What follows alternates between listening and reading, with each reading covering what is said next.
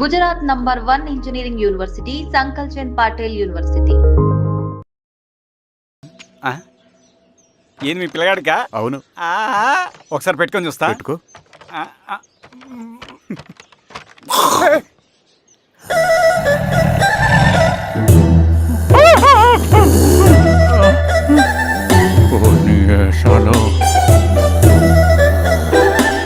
ఇన్ని బట్టలు ఉంటే చూడండి, బట్టలు లేకుంటే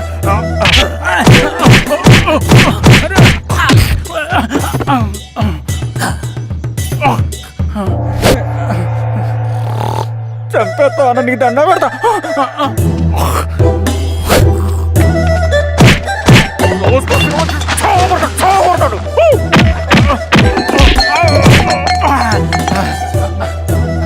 నేనన్నా బొట్టుని ఏందన్నా నాకు చంపుతాయంది.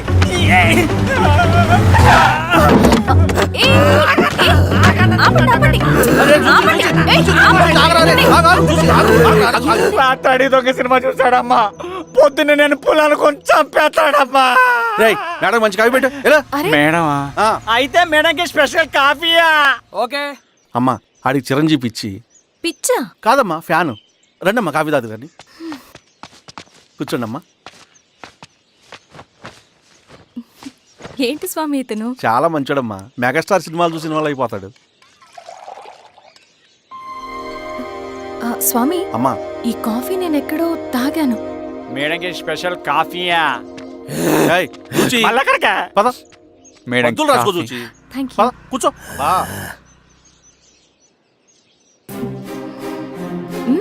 కాఫీ బాగుంది. ఎవరు చేశారు? మా రవణ పెట్టాడమ్మా. రవి? ఎవరు రమ్మను? రవణ మేడం పిలుస్తున్నారు.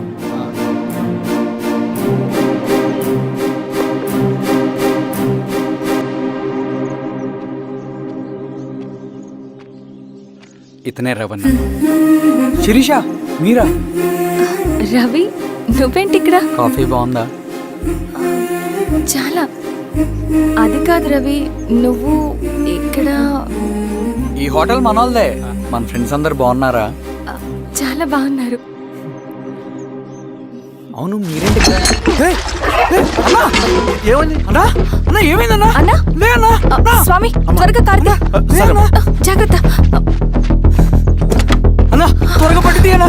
అన్నా త్వరగా పోనీ.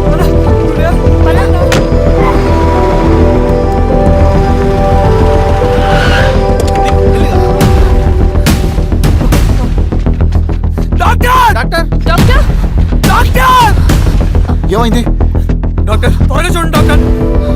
లోపల తీసుకురండి.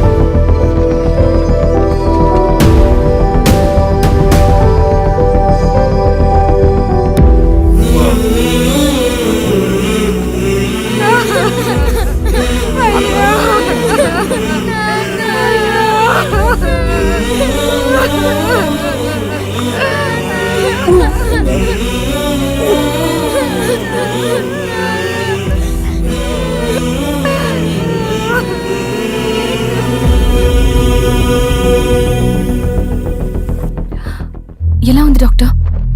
డాక్టర్ చనిపోయాడమ్మా.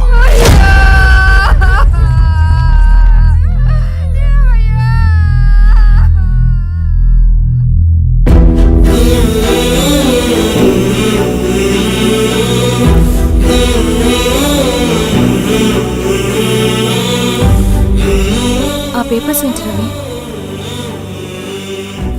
అతని భూమికి సంబంధించిన పేపర్స్.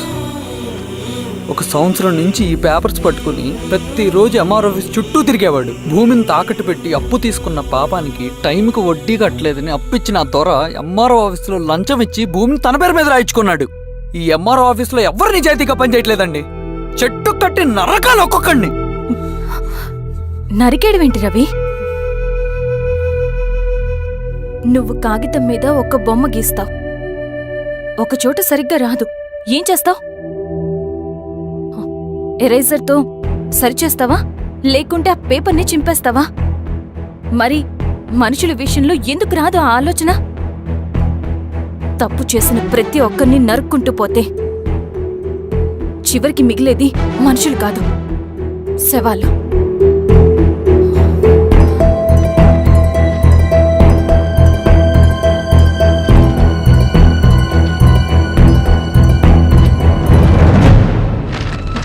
పదరవి రా.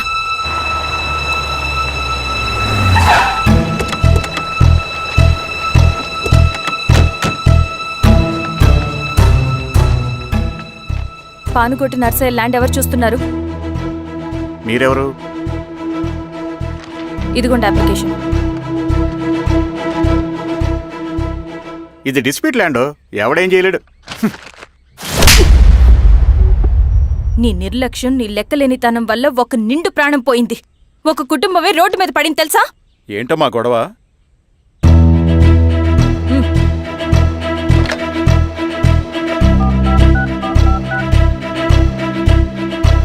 Hello sir.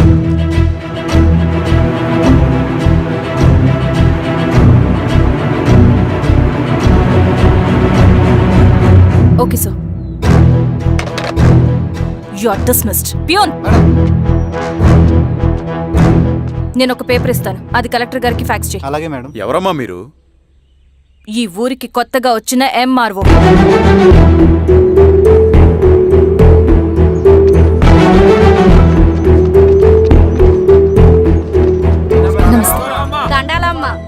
మీ పరిస్థితులు నాకు తెలుసు.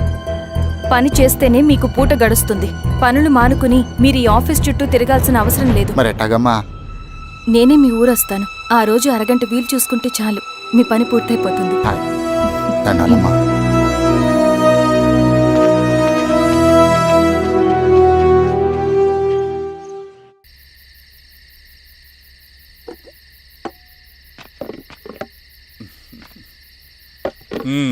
ఎంఆర్ఓ గారు, ఏంటి ఛార్జ్ తీసుకున్న మొదటి రోజే ఆఫీస్లో మీ పవర్ చూపించారట? అన్నయ్య, నువ్వు సస్పెండ్ చేసిన వ్యక్తి నా దగ్గరికి వచ్చాడమ్మా. పాపం కన్నీళ్లు పెట్టుకున్నాడు. అతడి వల్ల నష్టపోయిన ఒక వ్యక్తి నా కళ్ళ ముందు చనిపోయాడన్నయ్య. కన్నీళ్లు ఎన్నిసార్లు తుడుచుకున్నా పోతాయి, కానీ వీళ్ల నిర్లక్ష్యంతో పేదవాళ్ల ప్రాణాలే పోతున్నాయి. అన్నయ్య, మన ఊరి సమస్య పేదరికం కాదు, నక్సలిజం. నాలాంటి ప్రభుత్వ ఉద్యోగులు వాళ్ళ డ్యూటీలు సక్రమంగా చేయకపోవడం వల్ల విసిగిపోయిన జనం అడవిలో వాళ్ల హెల్ప్ తీసుకుంటున్నారు. ఒక వ్యవస్థ ఇక్కడ సరిగ్గా పనిచేయనందుకే మరో వ్యవస్థ అక్కడ పుట్టింది. అందుకే నా పన్నం చేయనివ్వండి. స్నానం చేసిరండి, భోజనం చేద్దాం.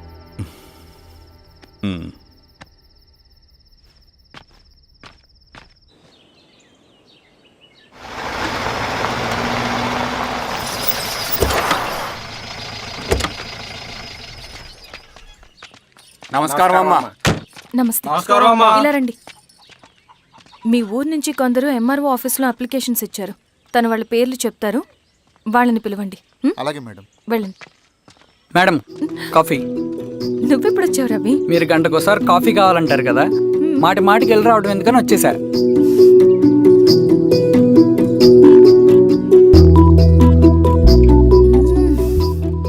రవి, ఈ కాఫీ కోసమైనా నేను పెళ్లి చేసుకోవచ్చు. అదేంటి అలా అనేసారు? That's a compliment. భలే వారండి బాబు. దండాలమ్మా. నమస్తే. ఇలా ఇవ్వండి. చెప్పండి, మీ సమస్యలేంటో. పేరు తలుపుల వీరాంజనేయులు. ఉన్నది 3 ఎకరాల పొలం. చిన్నుపాటి ధనుంజయరావు అనే మహానుభావుడు అందులో 2.5 ఎకరాల భూమిని తన పేరు మీద రాయించుకున్నాడు. అడిగితే నీ దిక్కున్న చోటు చెప్పుకోమన్నాడు. దిక్కులేనాడు కాబట్టి 1/2 ఎకరం భూమి మీదే పెద్ద కుటుంబాన్ని నెట్టుకొస్తున్నాడు. అవునమ్మగారు, ఆ పొలం ఎలాగైనా తిరిగి ఇప్పించేయండి అమ్మగారు. ఆ పొలం కోసం 3 సంవత్సరాల నుంచి తిరుగుతున్నాను అమ్మగారు. వీరబాబు, వీళ్ళందరి దగ్గర కలెక్ట్ చేసుకో. మేడం, దాదాపుగా ఇక్కడ ఉన్న వాళ్ళందరి పరిస్థితులు ఇవే. వీళ్ళ సమస్యలు పరిష్కారం కావాలంటే మాట్లాడాల్సింది వీళ్ళతో కాదు మేడం, మన ఊరి పెద్ద మనుషులతో. ఇందు మూలంగా 50 మంది గ్రామ ప్రజలకి తెలియజేయదేవనగా శ్రీరామగిరి గ్రామ పంచాయతీ మోతుబరి రైతులు, సన్న చిన్నకారు రైతులందరూ రేపు ఉదయం 10 గంటలకి ఎంఆర్ఓ ఆఫీస్ దగ్గరికి రావాలా.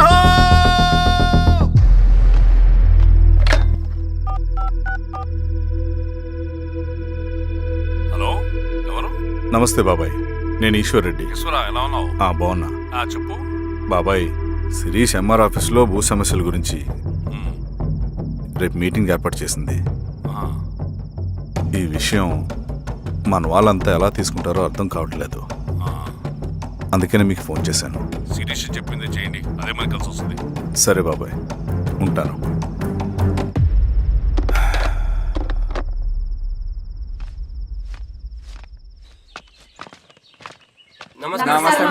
నమస్తే అమ్మా. కూర్చోండి. పొలాల్లో పండిన పంట కోతకొచ్చినా ఈ రోజుకి ఒక్క గింజ కూడా తెగకుండా పక్షులకు పందికొక్కలకు ఆహారంగా పోతుందంటే దానికి కారణం ఇది. ఈ ఊరికి పట్టిన దౌర్భాగ్యం మీరు చేసిన అక్రమాల చిట్టా. కడుపు మంటతో ఉన్నవాళ్లు మీరు చెప్పిన కూలీకొచ్చి ఎందుకు పనిచేస్తారు? దౌర్జన్యాలు చేసి దిక్కున్న చోట చెప్పుకోమన్నారు. ఇప్పుడు అడవే వాళ్ళకి దిక్కైంది. అది ఎవరి తప్పు?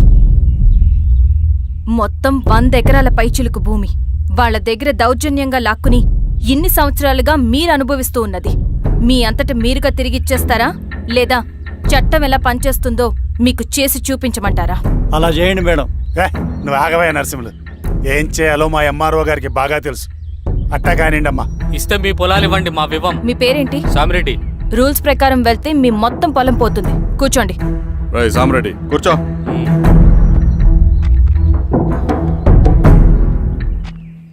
ఏమ్మా సంతోషమేగా?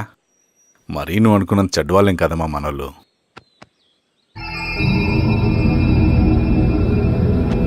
పదనాన్న. నమస్తే. పెద్ద ఆయన చెప్పాడు, అంతా మన మంచికే. పోను పోను నీకే అర్థం అవుతుంది. కొత్త ఆర్డినెన్స్ వచ్చాయి. దాంట్లో ముఖ్యమైనవి జరగబోయే మైనింగ్ని ఆపాలి. రెండోది జెడ్పీటీసీ ఎలక్షన్స్ని బైకాట్ చేయాలి. దీనికి జనాల్ని సిద్ధంగా ఉంచాలి. లాల్ సలాం కామ్రేడ్. లాల్ సలాం. ఏంట్రవి, శ్రీరామ్గిరిలో భూస్వాములందరూ దేవుళ్ళైపోయారంట, పేద ప్రజలకంతా వరాలిస్తున్నారంట. ఏంటి సంగతి? అవునన్నా, నేను కూడా ఆశ్చర్యపోయాను. ఒక గవర్నమెంట్ ఆఫీసర్ తలుచుకుంటే ఒక ఊరు క్షణాల్లో ఎలా మారిపోద్దో నా కల్లారా చూశానన్నా. అది కాదన్నా, అంటే నా ఉద్దేశం వాళ్ళు ఏం చేసినా దానికి ఒక స్ట్రాటజీ ఉంటుంది. శిరీష వాళ్ళ వర్గానికి చెందిన అమ్మాయి.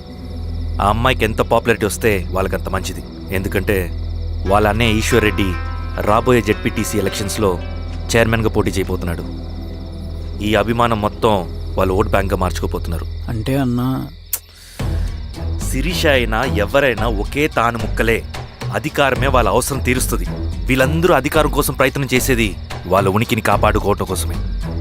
రేపే నామినేషన్ వేస్తున్నారు.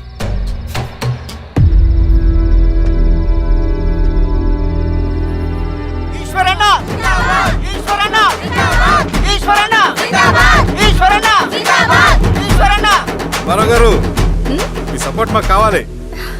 స్వామి, అయ్యా, మీ అన్నయ్య గారు ఎలక్షన్ నిలబడుతున్నారమ్మా. అవును. అయితే మా ఓట్లన్నీ మీ అన్నయ్య గారికేనమ్మా. వాళ్ళు ఏం చేసినా దానికి ఒక స్ట్రాటజీ ఉంటుంది. అమ్మాయి గారు, సంజీవ్ రెడ్డి గారు వస్తున్నారంట. మధ్యాహ్నం భోజనానికి అన్నయ్య గారు ఇంటికి వచ్చేమన్నారమ్మా. అవునా? సరే సరే అమ్మ. రవి, నువ్వు కూడా నాతో వచ్చే. అది రవి, ఇక్కడ నాకు ఫ్రెండ్స్ అంటూ ఎవరు లేరు. నాకు తెలిసిన వాడివి నువ్వు ఒక్కడివే. I'm feeling alone. అందుకే. అర్థమైందా? సరే.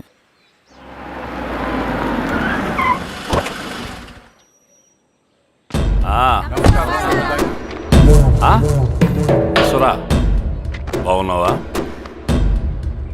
నమస్తే చెన్నారెడ్డి. నమస్తే. బాగున్నారమ్మా? సుబ్బారెడ్డి, పదండి. ఊళ్ళో మనోళ్ళంతా బాగున్నారు కదా ఈశ్వరా? అంతా బాగున్నారు బాబాయ్. సంతోషం. ఈసారి మళ్ళీ మనం ఏకగ్రీవం అవ్వాలి రెడ్డి. మనకు పోటీ లేదు, మనదే విజయం. సంతోషం. కూర్చోండి.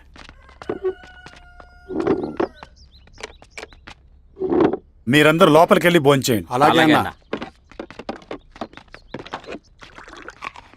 ఆ రైతు కూలి సమస్యలు ఎంతవరకు వచ్చినాయి? మాట్లాడుతున్నాం బాబాయ్, దాని గురించి మీరేం వరి అవ్వట్లేదు. బాబాయ్, ఆ, నమస్కారం. రండి రండి. ఎంఆర్ఓ శిరీషారెడ్డి గారు. శిరీష రెడ్డా? ఆ, శిరీష అనే పిలవచ్చుగా. అమ్మమ్మ, పులికి పంచాలాగా సింహానికి చూలాగా అది మన ఐడెంటిటీ. అది అట్లా ఉండాలి. సరే బాబాయ్, నేను ఫ్రెష్ అయ్యేస్తాను, మీరు కానివ్వండి. ఆ, అయినా ఈ కాలం చదువుకున్న ఆడపిల్లలతో మాట్లాడటం చాలా కష్టం. చుట్టుపక్కల శిరీషుకున్న ఇమేజ్ మనకి చాలా మంచి అయింది ఈశ్వరా. నేను అడగకముందే పార్టీ హైకమాండ్ సర్వే చేయించి నీకే ఫేవర్గా ఉండడం వల్ల టికెట్ ఇచ్చింది.